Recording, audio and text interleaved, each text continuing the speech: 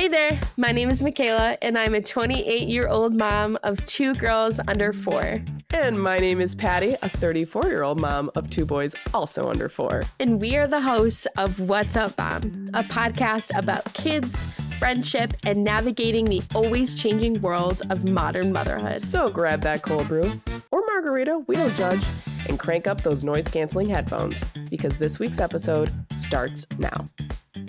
I feel like we had not on the record. I feel like we chatted off script, you guys, off record. I feel like you had not an emergency, but I don't remember why we didn't meet that last week. Was that because of your kids or because I had a mental breakdown? Oh, good. Awesome. I love a good segue. Oh my God.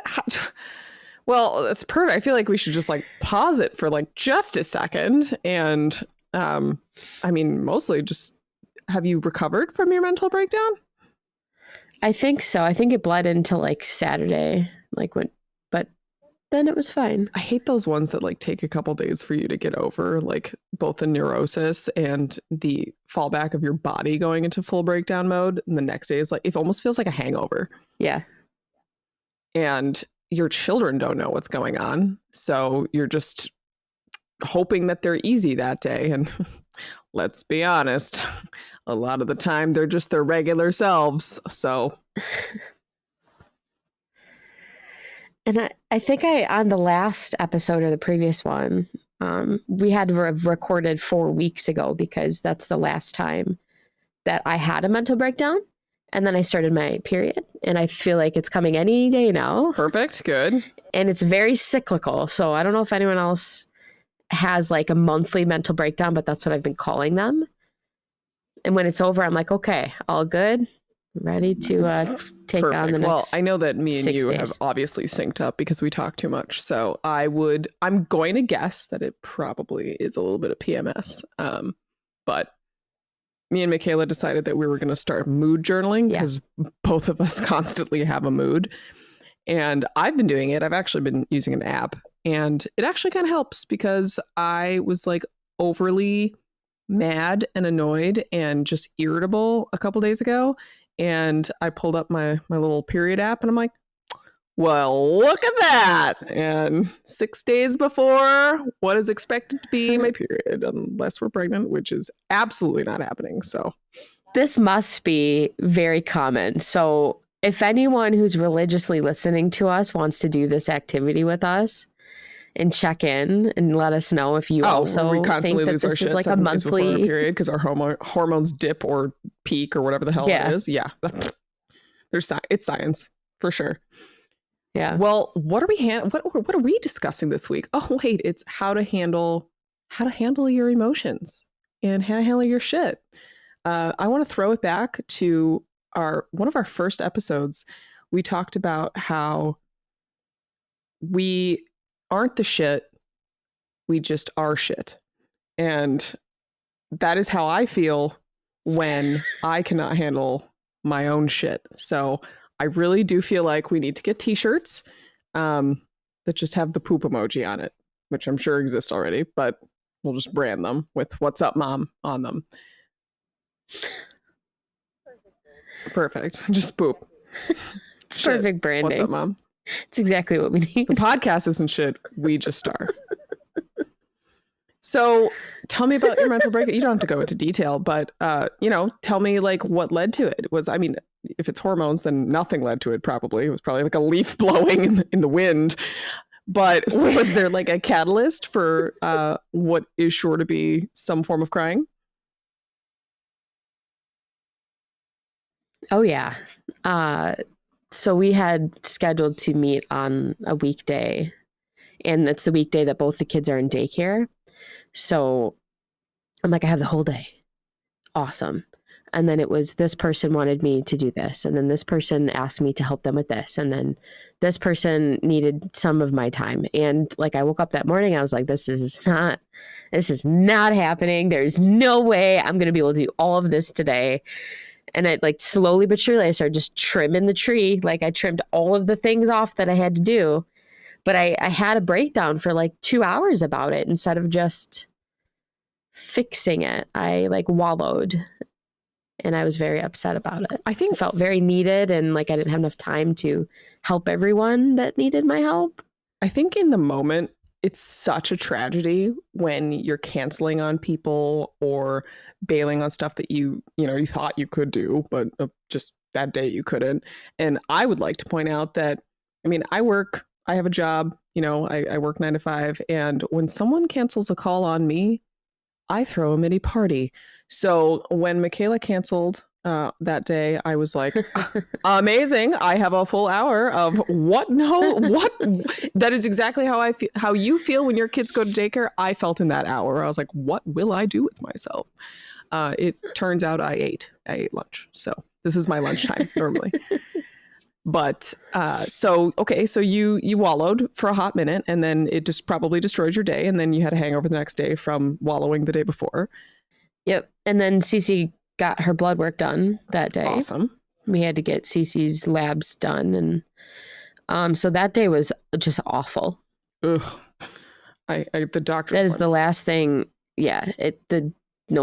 That was not fun. It took a lot of time and a lot of mental, but between the both of us. And then that evening she got sick. So I'm like, I think she was so stressed out all day. And when your babies are stressed out as a mother, usually you can feel that. So everyone was just stressed out. And then she threw up. Perfect. And then she threw up all night. Awesome. So that led into Saturday. Good. This sounds like a great weekend. I can understand.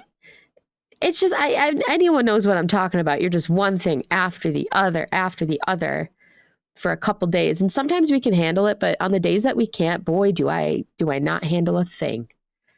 I think this goes back to like the mental health discussion that we had with our PPA, PPD episode 2, is just sometimes you're a puddle and sometimes you're the wave.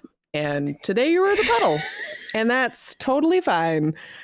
I feel like I am the puddle often, but today I'm a wave. Last week I was a puddle. That's okay. Well, wasn't today, it was last week. I mean, sometimes you get I'm stepped a wave in. now. Good. Fantastic. I mean, we shouldn't be making any jokes about waves right now. I feel like there's a couple of hurricanes happening, so we don't need any more waves than are already taking place in today's world. Seriously though, anybody that's down there in Florida, I hope everybody's safe. I know that everyone's kind of hunkering down. I'm sure that you'll probably listen to this after the fact, but I'm thinking about you today because all my clients are sandbagging it, literally. Yeah, got a whole bunch of friends down there. I have a question for you. Go for it. When you hit that top level of overstimulation, like you're already, if the roof was the top, like you're in outer space overstimulated. What is we're going to have to like tell on ourselves a little bit here. What is the first thing that you do that's probably not the best way of handling that? Well, there's 2 options. Number 1, if Chris is home, I snap on Chris. And if Chris is not home, I snap on the dog. So either of those people get the full brunt of both annoyance, loss of patience, overstimulation. What's the word that people are using it now? It's like neurospicy, where I'm kind of learning that in my old age, I'm starting to realize that I do get overstimulated and I do have sensory things, and there's a lot of years and years of kind of figuring that out for myself, undiagnosed. However, the overstimulation I really only noticed when I had kids, because I feel like, especially now, we enter the 202 world. I've got 2 toddlers. I don't know if you would call a 4-year-old a toddler, but 2 toddlers that need so much all the time, and it is just mommy, mommy, mommy, mommy. And I'm like, ugh. And when you're trying to cook, clean the dishes, not cut your finger off while you're making Brussels sprouts, the dog is up your butt, and then you've got the other kid like latching onto your leg thinking it's funny, and then the other kid's throwing something, and then there's crying, and then there's a car horn going off, and there's a dog barking, and then there's leaves and wind and rain. everyone can hear that. Obviously, that's happened to me before. I felt a little ramped a little up, stressed. Yeah. Right there. Yeah, a little overstimulated myself. and you hear the freaking timer on the stove going off, the dishwasher's beeping, and you're like, so in a perfect world, how do you handle that? I don't. There's no perfect world ever. I really truly feel like I have not mastered this at all. I feel really bad on days when Chris is home because I do take it out on him quite a bit. And like, I got to give it to dads and to the partner that you have in your house.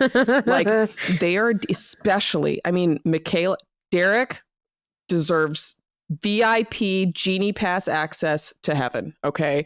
Because he has 3 girls.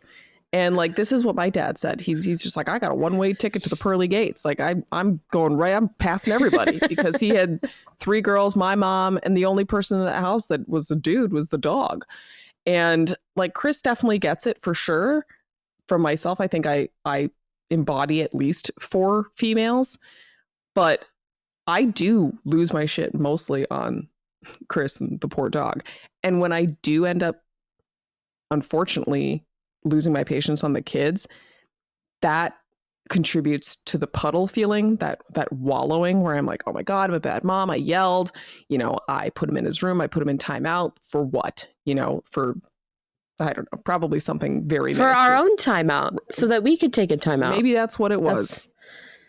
And yeah, I'm very guilty of that as well. Like, Charlotte, you've got to stop crying, because if you keep crying, then I'm going to start crying. It's a really hard thing to juggle. Yep. All of those because things. And you go back to, if you're not strong mentally, you can't raise mentally tough kids. And then you feel the guilt of, well, I wasn't a good role model today. But I think if you are a good role model more than half of the time that you're around your kids, I think you're doing a good job. Because there are some people who still aren't kind to their own children, I think I've definitely said this quote before, but good parenting is only hard for good parents, or parenting is only hard for good parents.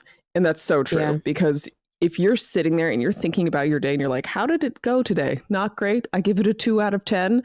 That means that you are somewhat remorseful and, just make the next day a little bit better. But going back to like, the overstimulation and the losing your patience portion of it, the mom timeout, we kind of chatted about discipline on our last episode, and we talked about a cozy corner, and I, no joke, looked up a cozy corner for me. I want a cozy corner. And we just went to Lorenzo's curriculum night for his school, and they have a cozy corner for the children. And they sure do. When I tell you, I mean, that thing, it looks nice as hell. It looks like a nice plush couch from, like, I don't know, Ethan Allen or Restoration Hardware. They've got some cute little fidget toys, a blanket, and just like something that you can just look at. And I'm like, you know what? That looks nice. That looks nice. Now, when am I going to use it? I have no idea. But having myself get a timeout, like if my kids will kind of joke sometimes, I'm sure yours do too, and say, hey, mommy, you need a timeout. I'm like, yep. I'm leaving. Goodbye. Taking 15 minutes. What are some things that you do in your day-to-day, month-to-month, that help you cope with that ceiling stress feeling? I know a lot of people really kind of joke about this. I don't think it's the right answer. But some people are like, oh, I have a glass of wine at the end of the night. And I'm like, well, I've really been considering not drinking anymore because I don't think that it helps me in any way, shape, or form. But there are some people where that glass of wine is like dessert to them. And it did help for quite some time for me, but I have stopped it at this point. But if it's been a rough day, I'll doom scroll. And I know that that's not a good habit either, but it kind of disassociates my brain from the world for, I mean, let's be honest, an hour, if I'm sitting on Instagram looking at all of Michaela's content and like, how does she get the time to do all of this? I don't. At Modern Motherhood Net, Instagram, right? I think. Thank you. No problem. Nice plug. Nice plug. but she's got some good, funny crap on there. And, you know, obviously I'm not just looking at Michaela stuff, but I definitely doom scroll. How about you? Yeah, I mean the doom scrolling on TikTok usually, because I know I've said before, I'm a sucker for those series where they're playing a whole episode of Criminal Minds, but on TikTok, and it's 18 parts. And instead of going to watch the episode on the TV, I'll just watch it on TikTok. That's my guilty pleasure. And the Tornado Chaser season's kind of over, so I'm like not watching people chase tornadoes anymore. Devastating. But I want to talk on the alcohol thing because it's a hard conversation for people to have, but if you're in the spot that I'm also at where I'm like, I don't think it helps. I think it actually might be the wrong coping mechanism for me. So cortisol, you know, if you don't know what cortisol is, it's a hormone that your adrenal glands produce, and it's known as the stress hormone. So this is all of the functions that your stress hormone does for you. It regulates your blood pressure, your blood sugar, your metabolism, suppresses inflammation, helps immune function, it helps your sleeping cycle and your fight or flight response. So that one hormone does all of those things. When you have a glass of alcohol or really a lot of those other hobbies and habits people pick up when they're stressed, it reduces the release of cortisol. So it calms you down. It makes you feel relaxed. It's like an immediate effect. But a long-term effect is that it actually can cause those levels to increase, dysregulating those functions of your body. So a short-term glass of wine on a hard Thursday night is one thing, but drinking a glass of wine every day, 2 to 3, and weekends, if you're having a hard time regulating your stress, it might not be the best coping mechanism. I would also like to give one exception to this rule, and or whatever you want to call it, which is nights out with your mom friends, because you can have as much wine as you want. Tomorrow's gonna suck regardless. Might as well do it with people whose days will also suck because they were hungover. We're talking about using it as a coping skill, right? Like having a fun night with your mama friends is not going to affect your blood pressure. You'll be okay. I mean, it might, but it's still coping. I'm still coping with you. I saw a meme. You're coping with me, not with the alcohol. We're all coping together. We're all coping together, and the alcohol is just an accessory. I saw a meme or an Instagram reel because, like you, I also watch full episodes of things in 30-second increments. And it was a Sex and the City episode where Carrie goes, why would I pay for therapy? I can just have a glass of wine with my friends and I get to go to drinks with everybody. And then it switches to Samantha and she goes, we're just as fucked up as you are. We can't help. It's like the blind leading the blind. And I said that to so many people because I'm like, when I am in the depths of despair and annoyance and sadness and cortisol levels, if you will, I am also messaging the people that are also probably in despair and cannot clearly give me advice. So we just all decide to go out for a bevy and it fixes everything, or just make it worse. Who knows? You know what? Misery loves company, Michaela. That's when you see me asking you out for a margarita, I just want to bring you down with me. but that's what good friends do. Is that why you only reach out when you want to go get a drink? Well, that's absolute. I don't want to bring you down, but when I need someone, I'm like, who also loves to be miserable? Michaela. Let's bring her in. Let's bring her into this fold.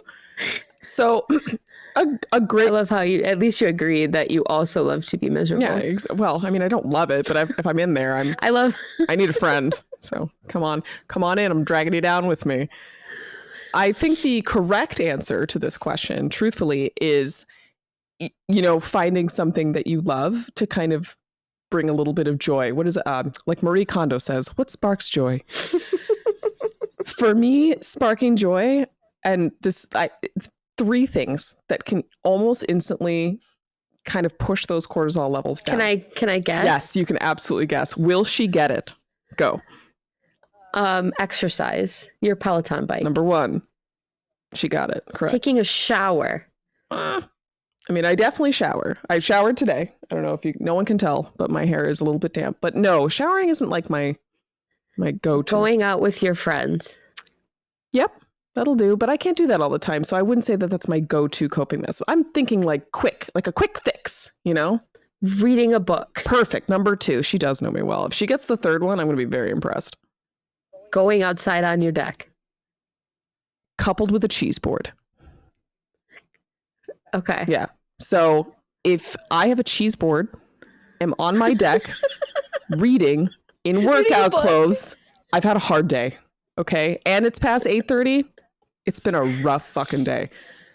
What about you? What is your way to go? I know that, I mean, on our night sessions sounds so sexual. On our night sessions, there have been not many a time, but often enough that I've noticed Michaela comes down with like a 7-Eleven big gulp that I know is not filled with a slushie. So what are your coping mechanisms? Well, because I'm still doing keto, I don't have much alcohol or food chocolate around me. So that's actually been very difficult because that is my coping mechanism, is not always just a glass of wine, but a nice chocolate chip cookie or a nice thick chocolate piece of cake. I don't know why this has been the case for a long time. That's why I had to eliminate the chocolate cake from my diet. Wait. But I've been really enjoying baking. Time the fuck out. Hold on a second. Are you telling me that on hand all the time you have just a chocolate cake in your house? I had some type of decadent dessert at all times. I'm just thinking that you constantly have like this massive Ben & Jerry's style, not Ben & Jerry's, that's ice cream, but like, I don't know, what's a famous bakery? I got nothing, but whatever. One of those Kroger cakes sitting in your fridge. You open up, you're like, that'd be so good. I'm coming for you later, buddy. You know, happy birthday to me. I did just get some sugar-free chocolate chips that are like 1 gram net carbs because keto's like 50 carbs or less. So I'm going to be snacking on those. Oh my God. I'm very excited. Do you see how excited I just got for that? Oh my God, I'm surprised you didn't just go grab them. Now, the internet, if you go on the internet and you're like, how to cope with parental stress, it's like eliminate processed sugar. Are we sitting here doing that? Absolutely not. Yes. I mean, okay, Michaela is absolutely. I have. Can I? But let me talk about it. Let me talk about it because I think it has made such a difference in my life. Great. This is like my moment. Okay. You tell me. So, do you remember when I said I would wake up at 8 and I would get out of bed and like bring my pillow and blanket to the couch because I was still tired? Yes. And I would like maybe fall asleep with the kids watching a movie for 15 minutes. Sure. I now wake up at like 7:30 and help everybody get ready. I'm also like making my own breakfast. I'm baking something every day. I'm doing the dishes. I'm doing the laundry. I'm sleeping for 7 to 8 hours every night. Tune in next week when all of this goes down the drain. I'm just joking. I'm very encouraging, but it feels almost too good to be true. It's the food. It's the food. I'm not even joshing you right now. It's the food.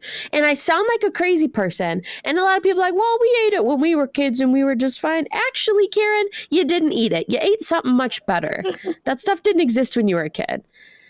Oh, but I've completely cut out candy and chocolate and juice and anything that is like, I can have berries, but like any of that processed sugar. And I haven't had this much energy since before I had Charlotte. Okay. So I'm going to say that your mood is up from the changes that you've made in your food. Would that be correct? Yes. So you're telling me that I cannot eat 3 bags of gummy worms. Also correct? I can make them homemade for you. Don't want that. I want red dye 40 and blue 60 or whatever the heck is in there. No, but seriously though, I do think that eating healthy is a big part of people feeling a lot better and not getting so snappy on any of their family members. I think if you're eating quality food, that is a big portion. Yeah. There are 4 happy hormones that I wanted to talk about. Ooh. I think it's very interesting. So we have 4 happy chemicals that our body releases to help us manage stress and also reduce feelings of pain. Dopamine, everyone knows dopamine, but did you know that it's a neurotransmitter that's part of the brain's reward system? It's associated with feelings of pleasure, satisfaction, and motivation. Dopamine also plays a role in learning, memory, mood, sleep, and concentration. I have a question. I have an answer. For dopamine, you're telling me that this is the one that helps me remember shit? Yes. Perfect. I'm going to need that in a vial. I don't know about y'all, but I am not. I need it in a pill form. Pill form. You know, they're making all these cool drugs lately. Isn't that okay? I'm gonna sound really, and we might need to bleep this out, but is that what dope is? Dude, did we just have a fucking massive epiphany? Aha moment? Is this why people call marijuana dope? Is marijuana dope? No, that's God's lettuce. God's cabbage. Whatever. Lettuce, cabbage. It's a leafy green. But yeah, that kind of makes sense, I guess. You're happy when you're smoking marijuana, which we don't know anything about. So moving on, serotonin. It's a neurotransmitter that helps regulate mood, sleep, appetite, digestion, learning, and memory. It's also the social chemical that can make you feel good about yourself and help you feel a sense of connection with others. So if you feel like maybe you're having social anxiety, you're not sleeping well, going to like a coffee shop with your laptop and just sitting and being around the presence of other people can make this hormone level increase. You don't even have to talk to anybody. You just sit down, and you being with other human bodies, it can help raise that level of serotonin. So if you're someone who works from home all the time, or you're with your kids all the time, and all you see is the same 2, 3, 4 people in your day-to-day, you probably have lower serotonin in your brain because you're not communicating and connecting with other people. I don't even think that we have to go through the rest of these. We will, the rest of these hormones. But I do think that at this point, I just think that the medical community needs to get the fuck on this. And I'm sure that, you know what? I'm going to stop right there, because that's what an SSRI is. And I'm stupid. They do exist. They do absolutely exist. They are in pill form. I'm an idiot. Please continue. Endorphins, or hormone that your body produces in response to stress or discomfort, and that can help relieve pain and reduce stress. Endorphins are also released during pleasurable activities like exercise, massage, eating, and sex. So I'm going to talk about what I've learned. It's called a meditative meal. And some of you might think this is like really hunky-dory, but I want you to hear me out. Imagine your favorite meal and like the whole, like if you could eat anything when you're hungry, what is it going to be? Ready, go. Oh my God, I'm so, it's bad as my DoorDash delivered my fajitas like 10 minutes ago, and I haven't gone up there to get it, but it's fajitas. Okay. So the next time you eat fajitas, which is going to be probably in the next 20 minutes when we're done for here. Sure. They'll be cold. You limit all your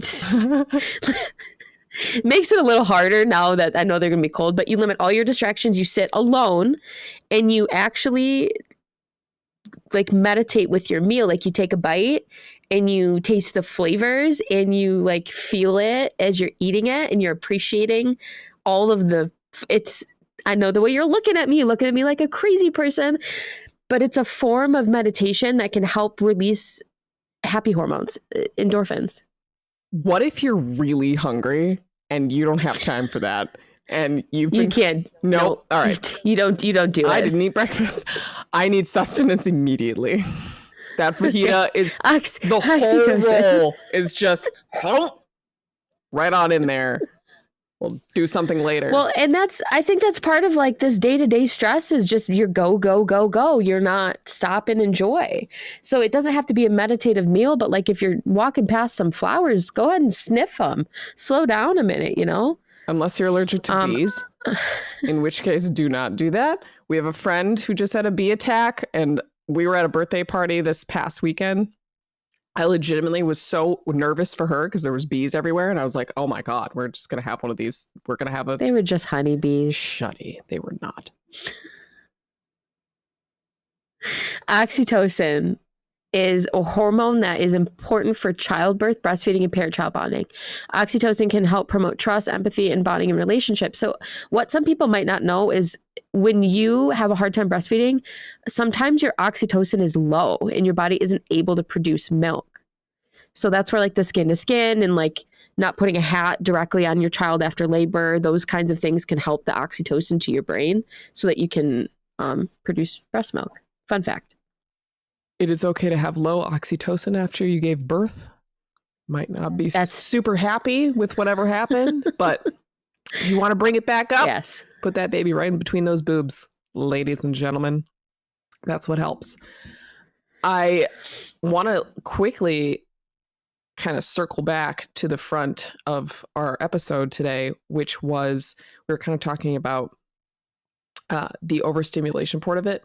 And I think that if you don't have one, two, all, any of those hormones happening often enough, you can lose your patience more, which I think is what Michaela's saying. Yeah. I'm just kind of wrapping it up. That's exactly what I'm saying. Thank you. No problem. I'm just hoping we could get back there. Just doing a little recap here. So I noticed, unfortunately, in my old age, I have learned that I am starting to have brittle bones and I hurt my foot. Oh, no. I know. So I am walking around with a little limp. I have been for the last couple of weeks. And unfortunately, it has taken down the amount of working out that I've been able to do. Now, when I don't have working out or a plan to work out, I just eat, which I'm eating not good foods, which is now contributing to my cortisol. And I'm not getting those endorphins, which makes me less patient, which makes me snap, which makes me not be able to handle my emotions, which then puts me in a puddle. So it definitely all is connected. I understand that for a lot of women, it's hard to get started with these kinds of things. Oh, yeah. So hard to pick one path and go. There's a lot of paths. And not only that, like you have I make a joke. I have the Fassy brain of go-go's. Okay. This is another like meme. I'm sure it's probably medically diagnosed as ADD or ADHD or something along those lines. But I wake up and my brain is on, all the way on. There's no slow startup. We are booted the fuck up minute one. And it's, what do we got to do today? What's going on? Where's the lunch? Where's Lorenzo? Oh, is Lorenzo going to be in a good mood today? Is Raphael going to be in a good mood today? Is Chris going to be? Is it me? Blah, blah, blah, blah. And your brain is instantly filled up with all of this shit, unfortunately, from moment one. Yes. And if you don't take time to figure out how to handle your shit or find something to aid you in handling your shit, I have some bad news. You're gonna lose your shit. It's gonna be everywhere. It's gonna be on the fans. It's gonna be on the walls. In my case, the poor dog is gonna get locked out of the house. I don't know. I'm joking. PETA, don't come after me. Oakley has a very safe and happy and warm life, home life. He just gets yelled at a little bit more often than the children do. So I actually, petting your dog can release, I think it's oxytocin. No, I'm not doing that. Like if you're mad and you have a pet, like that bonding between you and your pet releases one of these happy chemicals. I don't know if it's oxytocin, but I think it is. It's one of them. Dogs, I think, can lower heart disease or something like that, or the risk of heart attacks. So I don't know where I saw that. I'm sure I can link it somewhere. I don't know. Write it down. Got to link this shit. Get a dog. Turns out, no, that's more fucking work. Don't do that. If you're already struggling, a dog isn't the answer. Some lifestyle changes we can make are like exercise. I think, especially postpartum, us women deserve to feel good in our bodies. So if you feel like you would like to exercise to feel strong, it's very helpful for me. I love to just feel strong as a woman. Diet, cutting out the bad food and putting in the good food. You don't even have to cut out the bad food. This is what I'm trying to do with my own family. You just add in a couple good things. And then the more your body eats the good over the bad, the more your body craves the good. So then you can start to eliminate the bad. You don't have to do it all at once. Cooking your own foods, cooking your own meals can be helpful in nourishment and feeling like a sense of an accomplishment that you're feeding your family from your own kitchen. And I'm going to take it a step further and start looking at all the chemicals in your soap. And this is just the crunchy in me, and your candles. All that stuff is affecting those happy chemicals all day. And you can ignore me and you can say I'm crazy, but those 4 chemicals are what manages all the stress for us. So if they're always out of whack, they'll never be in whack, you know? I do know. And I would love to get all of my shit organized, hormone wise, everything wise, truthfully. Is there a way, and this is something that I'm very interested in. I just texted my mom group, our mom group, about this, is there a way that you can get your hormones tested as a woman? I'm sure that there's like at-home kits too. We should look into this. We absolutely should. I mean, me specifically. I am kind of on this journey right now where I'm trying to figure out if I have food sensitivities, because I do agree with Michaela. I do think I'm looking into food sensitivity. I know that there's a company called Everlywell that does one. It's a little bit pricey. So I think I'm just going to ask for that for Christmas. But I would really like to know, like, what is, causing my body to bloat? What is causing my body to, break out? Or maybe something is, I don't know, not helping my periods be, to make them not as bad. If there's anything that I can do to eliminate, specific foods to help me handle my shit, I will do it. Very into that. And I know that you are too. I think that there is a way that you can get your hormones tested. I want to say it's through, I don't know if it's an osteopath or an endocrinologist, something like that. I mean, primary care can probably point you in the right direction. I just haven't gotten to that point yet, but this is absolutely. And does insurance cover it? No, probably not. Probably not. Probably not. So you'd have to be paying out of pocket. Thank you, United States. Well, I'll look into this because there might be like, how you can do 23andMe at home and you can do allergy tests for your kids at home. Yep. Oh, yeah. There might be a at-home saliva, or I don't know. They might do something. But I'd be very interested, and we can circle back to the listeners in the next couple of weeks and let them know how that goes. Look for a post. But I'm telling you guys, it's the food. It's the food. Yep. It's the food. Well, it's the food, and it's also like the 10,000 things that are knocking on your leg every single day. I'm sure that 10,000 things. My sister was up here this past weekend, and it's so funny how you get so used to your environment and your surroundings and the noises that happen in your everyday life, and someone else who maybe doesn't have those same experiences comes into your space and experiences them, and they point them out to you. So I would put the kids to bed, 8:30, and my sister was sitting down, and, she doesn't have kids of her own. She has a dog, and her fiance was here as well. And she looked at me, she's like, how in the world, this is when you came over that night when I invited Michaela over for wine so that we could up our cortisol levels. But my sister sat down on the couch, and I was kind of prepping my cheese board, because that makes me happy, for all of my friends, another happy thing. And we were all sitting on the deck, another happy thing. And my sister legitimately looked at me and said, how are you about to entertain people right now after the day we just had? And I'm like, I don't know. It wasn't that bad to me, kind of just normal. Yeah.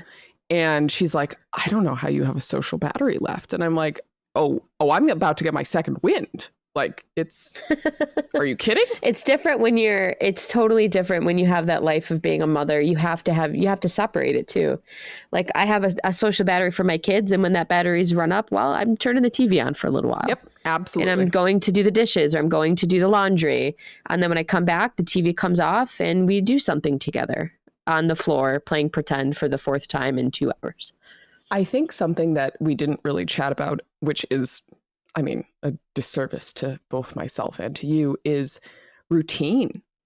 I think, oh my God, for yourself as a parent, it is, I don't know how people do this without some form of predictability. Because if you're just, it's so true. If you're flying by the seat of your pants every single day, like, that is probably just, it is, because I was for a while. I went through that pretty bad when I stayed home with Cece. like right when Charlotte stopped going to daycare, and I would just wake up, we'd do whatever. I didn't do the dishes every day. I didn't fold the clothes every day. And now I have a set time, like, oh, the kids are eating lunch. This is when I do dishes. Kids are done with lunch. They're playing downstairs. This is when I do laundry. And because I'm doing those things often and usually every day, my entire day opens up for anything. Like I can bake because the dishes are done, or Derek has clothes in the morning and I don't feel like a jerk because I didn't wash his freaking work pants again. But it's so important. And to wake up at the same time every day, to go to bed around the same time every day, it's very important for your brain to have a predictable schedule. And not only for your kids too. Not only that with yourself, like I think that the schedule for you as an individual is definitely helpful, but also having it for your kids to at least kind of have some idea of when you're going to get a small break. And for like Michaela and I, that's around this time, 1:00 in the afternoon where, our kids are sleeping or they're at daycare and then it's bedtime, or it's, Michaela gets to leave the house to go to the gym. It's, my time to go on the bike.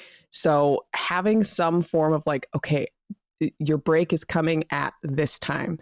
Yes. And for those people that don't have maybe a village or a partner to help, or maybe just not as much help as we have gotten accustomed to. I have a medium amount of help. I think Michaela does as well. We would suggest, I would suggest a routine, like wake up and try to do the same thing with the kids every day because they're so much happier.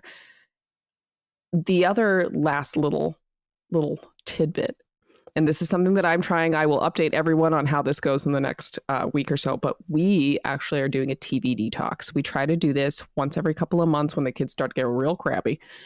And we started on Sunday because Lorenzo had the meltdown of the century. A TV detox. TV detox. Okay. Yes. Okay. And I didn't hear it. No, you're fine. And I don't watch that much TV anyway. And Chris truly doesn't really as much either. But the kids definitely they take their allotted American Association of Pediatrics time, which is about an hour or more if it's a bad day. That's so funny. So I will tell you that since cutting out the television for the children, although it has been a little bit of a difficult switch, they are so much happier. And it is... I know. One... You know why? Tell me why. Because the TV releases dopamine. So and it releases a very high amount of dopamine to their brain. So when they're constantly in front of it, nothing else can entertain them quite like the TV can. Well... So the music box doesn't entertain them. The dolls don't entertain them. The coloring doesn't entertain them unless the TV's on or you don't have it at all. And guess what? If you turn off the TV, that is one less noise that is bothering you while you're making dinner. Woohoo! Full circle. Full circle. Love this. Love this. But I want to mention one other thing. I have a dear friend of mine who's struggling with this right now. And I think a lot of people who, if you're having your first or your second or your third and that baby is small and maybe needs you a lot right now because they are reliant on you for their basic needs, we need to talk about scheduling time for yourself if you have the help. If you have a partner, if you have the grandmother, the grandfather, a sister, a brother that can help you with the kids, and you get to take an hour to go get a pedicure or to go do whatever fills your cup, sometimes it has to be put in the schedule, because if you're always like, oh, I'll do it whenever, you never have something to look forward to because you're just constantly in new baby land of new baby needs and there's not much filling your cup. So sometimes you schedule a little bit of time, your partner gets a little bit of time, and then you get a little bit of time. My friend said that Derek and I actually do a good job of this, where like if I get a wine and cheese board game night at Patty's, he gets to golf on a Sunday morning. Like it's not a big deal. You can split that time, but just make sure that you're both getting that time because it's very important. And it also is very important to do things alone too. I think that's a big part of it. A lot of people, oh, well, I'll go out for a date night with my spouse. Yeah, that's all great and dandy and lovely, but you should have alone time too, just to kind of decompress. And I feel like that's, a pretty good, maybe little pathway into our next episode, which I think next week we are chatting about the mental load and partners, which you'll get to have a little bit of a deeper, intimate look at maybe how Chris and Derek handle things versus how we do, which in their minds is right. And that's great for them. I'm happy that their reality is that way. And I want to talk about love languages too, because I think that's important, because I think your spouse and your children have different love languages, but stay tuned for that. Thank you so much for joining us this week. This was a fun one. I mean, it's always fun. We did have a couple people put stars on our Instagram post this week, so check your DMs. That means you made it to the total. That means that you made it to the end of the episode, which is our favorite thing, and really helps us figure out what keeps you guys engaged for a full 45 minutes. Hit the subscribe, follow, like button. Leave us a comment on any and all of our socials. We love hearing from everybody. And as mentioned, we're just going to be chit-chatting next week about mental load, partners, love languages, marriages, all that good stuff. Relationships. Spices. Spices. We hope all of you had a laugh, learned something, and pop in next week. Bye. Bye.